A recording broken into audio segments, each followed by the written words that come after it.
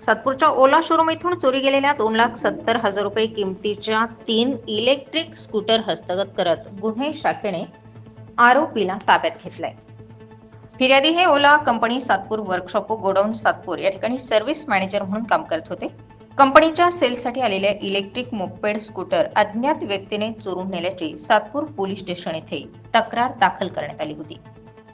या अनुषंगाने गुन्हे शाखा युनिट 2चे अधिकारी अंमलदार हे चोरीच्या गुन्ह्यातील आरोपींचा शोध घेत असताना मनोहर शिंदे, महेश खांडबहाले यांना मिळालेल्या गुप्त माहितीनुसार योगेश शिंदे याच्याकडे चोरीच्या इलेक्ट्रिक मोपेड गाड्या असून त्याने विक्रीसाठी आदित्य कॉम्प्लेक्सच्या पार्किंगमध्ये Shivajinagar Dharmaji colony bus stop Nashik या ठिकाणी लपवून ठेवले।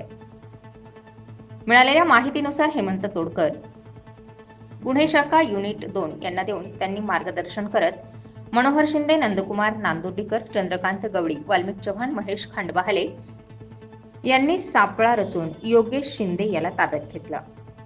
त्याने पोलिसांना गुन्ह्याची कबुली देऊन 2,70,000 रुपये किमतीच्या 3 ओला कंपनीच्या इलेक्ट्रिक मोपेड गाड्या जप्त करून सातपूर पोलीस स्टेशन येथे पुढील कारवाईसाठी हजर करण्यात आले।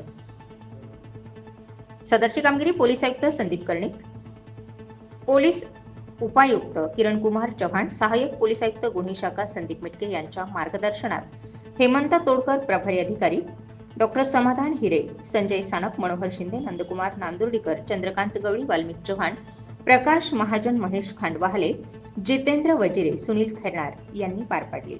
स्टार 24 फास्ट न्यूज साठी वृत्तसंकलन विभाग, नाशिक।